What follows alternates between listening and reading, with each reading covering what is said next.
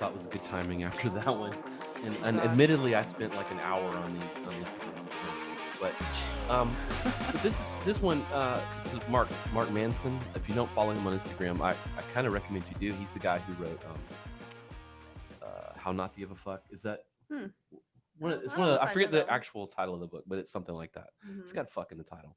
But moral outrage, right? And it's like it feels right, to be so outraged over something. Yeah. But it's actually pretty dangerous when it gets down to it. Because I just wasted an hour on that guy's Instagram page helping him sell more diet packages or whatever he was selling. You did. Right. But like, jeez.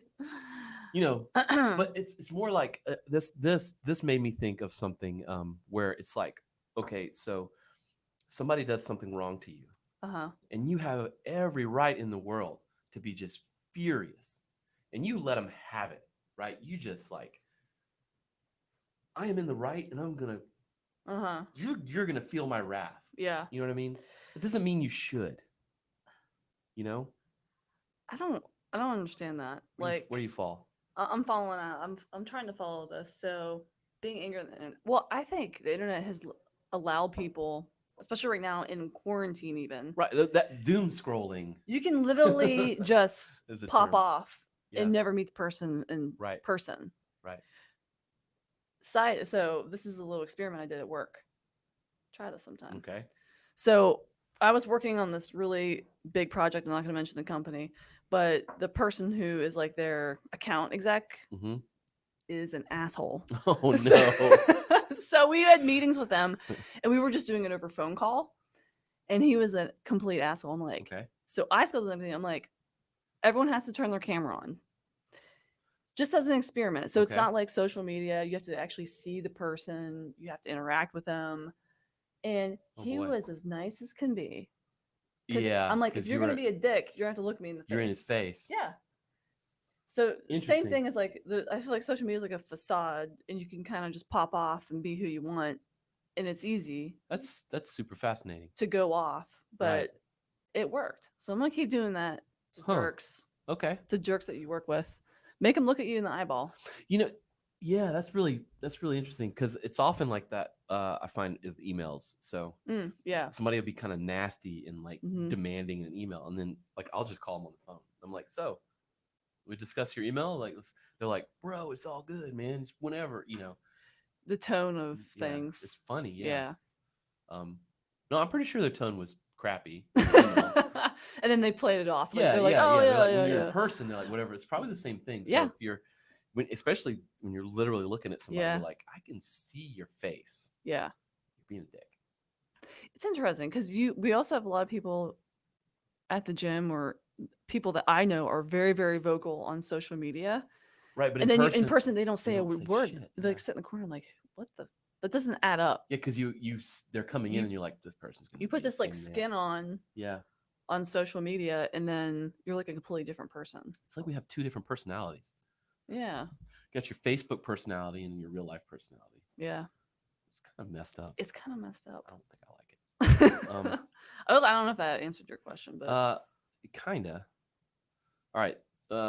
So before we get too much further into these things, I made a post. Ooh.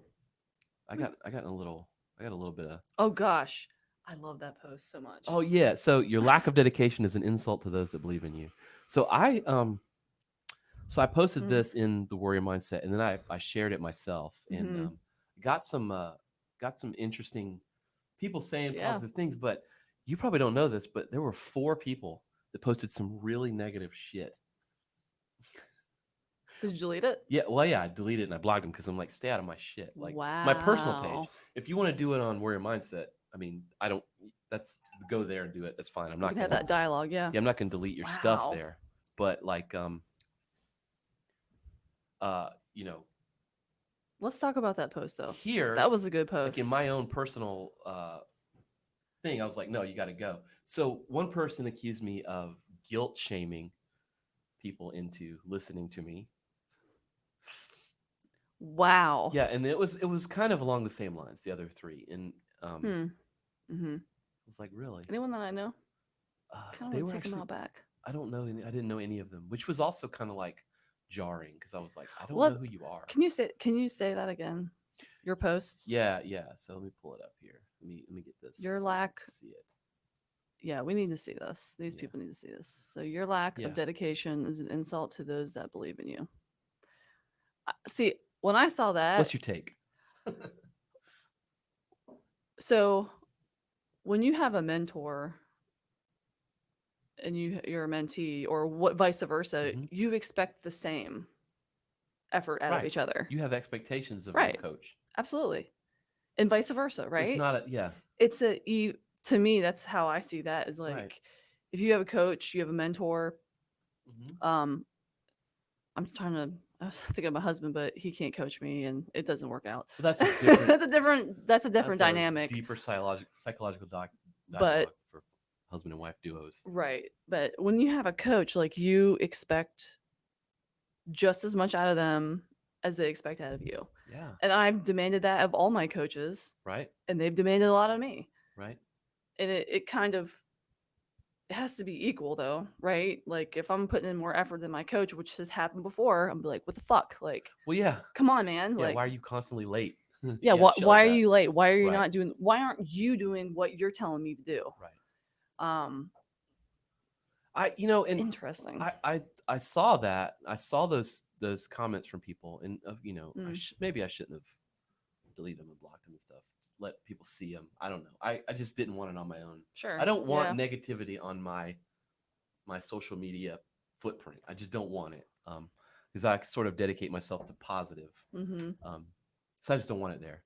But I saw that, and then I was like, man, I just feel bad for you that you haven't had an experience Mm-hmm. with a coach or a mentor that's positive. That's my read on it. I was like, man, if yeah, maybe you haven't had someone really demand your best. yes, I was gonna say something very similar. They probably have never worked with someone that they probably quit.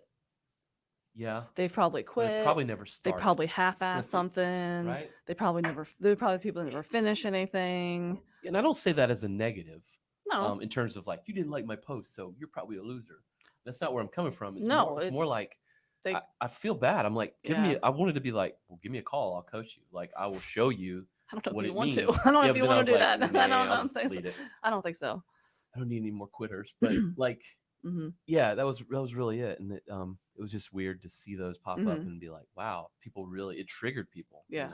Well, it triggered more people negatively than it did positively. Because you're calling people out on their shit. Yeah. And I also see this as, so you see it as a positive post. Yeah. So did I. Well, to me, like, and this is side note, but he tested me for my yellow belt on Sunday. Right, we're training martial arts together. Right. And sitting outside, I thought, how long have you been trying to get me to do karate? Like a year, 2 years? 3 years, yeah. And I was like, I don't know, like, yeah.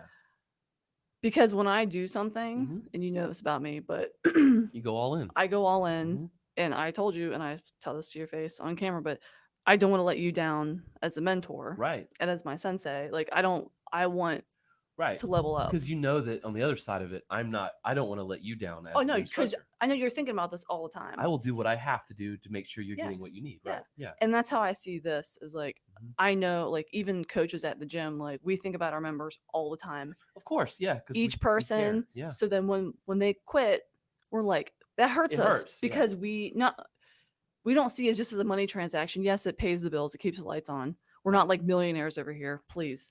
If you think we are, it'd be great if we come were. Spend some time with me. I'll exactly. Show you. I'll show you all my bills.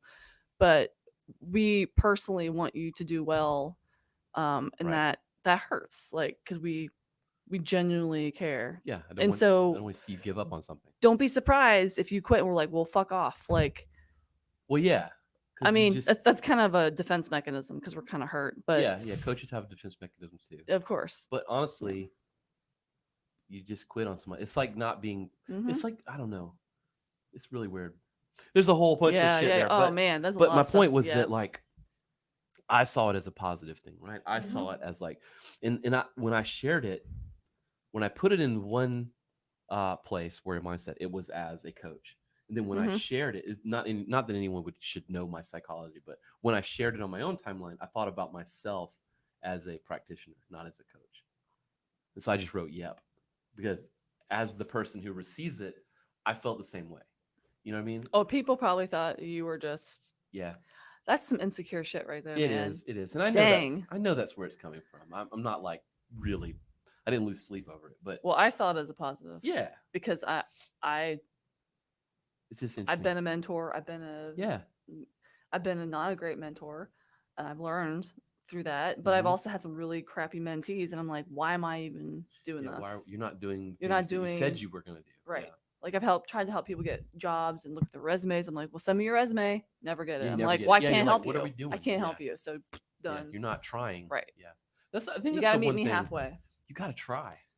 Just meet me halfway. And it's so funny that the bar in this world is so low. It's very low. All you have to do, and I'm telling you, if you're watching this and you're wondering what's the secret, the bar is so low. Just show up. All you have to do is try. Just show up. You don't even have to win. That's what's so crazy. You just have to try and just don't stop trying, and that's it. That's what I tell my kids. Like, you just have to try, man. Just keep going, and people will reward you, because it's so inspiring to see someone just try. And it's like, shit. What? Yeah. What? I know. It's like, what's going on with the world where it's not like, I mean, and I feel like that's, maybe it's because I'm getting older and my kids are getting older. I've got a senior and my youngest just started high school, but like, maybe that's why. But it feels like it used to not be that way. It feels like when I was younger, it was like, you played a sport. If you lost, you didn't go get pizza. You won. We went home and you lost, and the coach was like, well, see you tomorrow in practice. Yeah. You won, you went and got ice cream or pizza. Or you know what I mean? It's just, now it just seems like we're all going for pizza regardless. I think I've mentioned this before. This is how I was raised. So I was raised rural Pennsylvania, watching the Steelers, like Iron Curtain, like hardcore. Yeah. Well, you know that defensive line? Yeah, I remember that very well. Dude, like I grew up in my diapers. Like my first memory was watching football. Hey, I drafted the Steelers as my defense in my fantasy football league. Oh, did you? Just saying. Recently? Just on last Sunday. Yes. Oh gosh. Saturday. No, that's a different story. I'm boycotting right now for other reasons. But going back to football, shit, I forgot what I was gonna say. Mm-hmm. What were we talking about? You said boycott, and your brain went blank. Jeez, man, I went off a completely different tangent. Oh, James Harrison. James Harrison. Do you remember him? Yes. Yeah. And he popped off about participation trophies and how he's like, what's with all these helicopter parents and everyone needs a participation trophy? He's like, you lost, you don't get a fucking trophy. Go try harder. It's a good lesson to lose. It's okay. Right? Yes. I mean, that's how you've got to lose at some shit. That's the next thing. Oh, look at that. Nice segue. I don't mean the hurt. So it's the same guy. 3 things about success no one tells you. Before you are able to be good at something, you must first totally suck at that something. It is impossible to do something important and impactful without feeling like a fraud, as though you somehow don't deserve it. And then finally, the more a major life decision scares you, chances are the more you need to be doing it. Mm-hmm. This guy's like, he posts like 10 things a day and they're all solid gold. You could just do an entire weekly podcast about what he posts. But just the first one alone, right? Like, and I think that kind of ties into the other thing. Maybe why it triggered so many people is that, like, so many people are scared to start because they're scared of what they're going to look like. And they're scared of what other people's opinions are going to be. So they're scared to suck. Yeah. You know what I mean? And anytime you start something new, you're not going to be good at it because guess what? You're new. Like, it's logical. Yeah. You know? I think I see it's kind of interesting because I did bodybuilding, but whatever. I believe if you don't do something every year, then you're not really like the marathon sticker. I take it off my car. I haven't ran one. You know what I mean? Let's talk about that too in a second. Because I want to talk about that. Yeah. Because I know you have experience with this, like as in karate, with getting you in your. Anyway, you have opinions about this. But I do think that, like, people saw my bodybuilding pictures, like, oh my god, you look so good. By a bodybuilder standard, I did not look good. Okay. I did not have a bodybuilder physique. I was strong. I was a skinny CrossFitter. I had a six pack. Like my physique, if you look at, bikini bodybuilders, like that was not. I got you. I was not what they wanted me to be. You're supposed to just be like huge? No. Well, they want like a sucked in stomach. Like they want certain things. Say, I got and you. My the physique, aesthetic is slightly. My physique, literally what I looked like was not what they. I got you. But people didn't fucking know that. Yeah. Like, so muscles you do and bodybuilding. big boobs. Basically. Yeah. Okay. Fake boobs. I got you. And then a sucked in stomach. Yeah. Like I had a 6-pack. Got you. Bikini chicks. They don't. They're built a different way. Right. But I mean, you're just like, I want to crush it. It's like, no, you should just be focusing on like aesthetics. What happened? I forget. No, you were the way you worked out. You were just I was crushing it, dude. I was so toned. Like I look back, all my best PRs are within like 3 months. That's what I'm saying, but I don't know that like preparing for what you're describing, really PRs matter. No, but I wanted to because I'm crazy. Like, fucking doing it. But I was like a machine, man. Yeah. I was tuned in. Now a month out, I was like emaciated and falling over. I was hungry, but 3 months before that, I was fucking tuned in. I tried to work out with you. It was hard to keep up. Sorry, I interrupted you with the workout. No, but I did it, and I think people, they're like, "Oh my god, you look so good." I'm like, I could never think of myself doing anything like that, and it's like you can do that. Just make it yours. Right, like do what you're gonna do. I just did it my way. Right. And I knew I wasn't gonna win. I didn't win. I got third place out of 3 people, so it doesn't matter. Like, but I did it, and I could do it again if I wanted to, because that what I learned through that is not like winning at bodybuilding, but it was the process. Like, I got you. Yeah. Does that make sense? No, it's the mental. I was winning at that. How to prepare, how to do it, and how to do it again. I didn't care about winning. Right. And people were like, "You're gonna win." I'm like, I don't look like anything like them, so I'm not gonna win. Got you. I knew that. Got you. But I wasn't doing it to win. It's the journey. It's all that's some deep shit. Is it? I don't know if it's deep or not. So let's get back to this thing where you say that, like, what you say it. You say what you were thinking. I don't know. What was I saying? About like take your marathon, for example. Like you run one or multiple? I've run a full one. I've run probably 20 half marathons. Yikes. Just through like training and shit, Well, that's true. But you said something once about like you would never keep the marathon sticker on your car unless you ran another one. Mm-hmm. So what's the mentality behind that statement? You can do something. And I don't disagree with you. I just you can do something once, and then to me, it's like your ethos. So it's like you could have run a marathon and be 400 pounds. You're not. Are you a marathoner still? Probably not. Oh, like at one point, and then you like to me, like the same way I took my campaign sticker off my car. Really? Yeah. You did? I did. Huh. I'm hardcore, man. Like I'm like, take it off. And other people I still see stickers on people's cars. I'm like, no, I'm not. I'll put it back on when I'm running. But like I'm hardcore. I'm hardcore. That is a little hardcore. But anything like, I don't know, like I just think that you have to like live it. Right. Do you know what I mean? Mm-hmm. Yeah. I mean, I understand. I think I understand the symbolism. So you're like, don't constantly celebrate something you did a long time ago. It's sort of like if you're 55 years old and you're like, back when I was a high school quarterback, gosh, that's and it's sort of I think kind of where you're going with it. When people do that to me, mansplain me, like, well, I played football in high school. I'm like, I played 4 years of collegiate volleyball. Shut the fuck up. Like, I get people to tell me that, like, I played in high school. I'm like, but you don't have a chip on your shoulder, though. Shut up. Oh, me? Oh my god, I'm just a little bit. But they do. They're whatever drives you. They're stuck back in. That's why you like Goggins so much. Oh, I love David Goggins. God, I think you guys. His chip is a little different, but you both carry the. Oh, I got a chip on my shoulder. You carry the weight, but get over yourself. Like you played in high school, right? You still not playing quarterback. You're not an athlete anymore. Like you at your heart probably are an athlete, but you got to keep doing it. Does that make sense? Am I being too hardcore? No. No, but so this ties into. I think we talked a little bit about it, but it's worth it for the show and for me to have on the record. But like, let's take martial arts. And you started your martial arts journey, right? So I have second degree black belt, and I have lots of friends who do and all this stuff. I'm a yellow belt.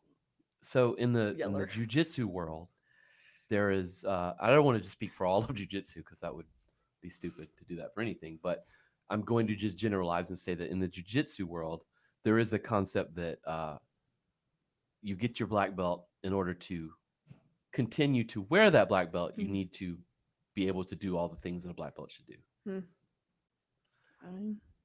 But then I would say in other martial arts. What about karate? It kind of goes both ways. I mean, there's give jiu-jitsu time, it'll get there. Yeah. Jiu-jitsu is fairly new in terms of like being popular for maybe like at this level for 10 or 15 years, whereas karate's been around since the 60s, 70s, you know what I mean? So they got a little more time. Then just put water everywhere. You got a drinking problem. So they've had a little more time to be more commercial, right? Yeah. Jiu-jitsu doesn't necessarily have an after-school program plugged in just yet. Some of them do. Karate, taekwondo, more traditional, they definitely have those. Does it depend on also who you train with? It absolutely does.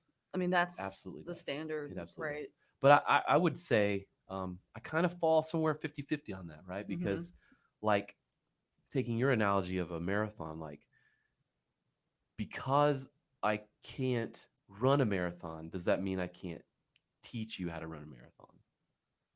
So there's a slightly different component, and I've heard that same argument. I don't think so.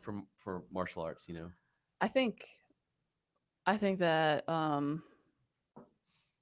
those that cannot do teach. I've heard that a lot. And I agree. Yeah. We won a state championship my freshman year in college, and he never played volleyball. He was a football coach. But he was a great coach. Good coach. He was a good coach. Right. He knew the sport. Right. Never really played. Kind of sucked, actually. Right. So not necessarily, but I think that's a common theme with fighters too, where it's like, oh, you've never fought, so how can you coach me how to fight? Yeah. I don't necessarily believe. I don't know. I think I was coming more from like a self person. Like I believe people can coach me that have never done it before. Like, right. I believe that. As long as you believe in them. Right. And they're living the life of the things that they're preaching you. Right? I think it goes into your statement of the the 20.6 stickers or whatever the stick number is. But yeah, those annoy me too. But it's like a self thing. Like it's more like a selfie. It's also like it's your marathon selfie. When you're like caught up on pastimes, and this is just my opinion, but there's so much more that you can do. Yeah. I'm like, why are you stopped? What else do you want? Stopped. Yeah, that was it. That was the pinnacle for you. I'm like, there's so much more to life. Yeah, why'd you quit? Why'd you quit? Like, keep going. Do other things. Right. Keep running or whatever. I agree. That's more of where I was coming from. Yeah, I got you. I got you. Absolutely.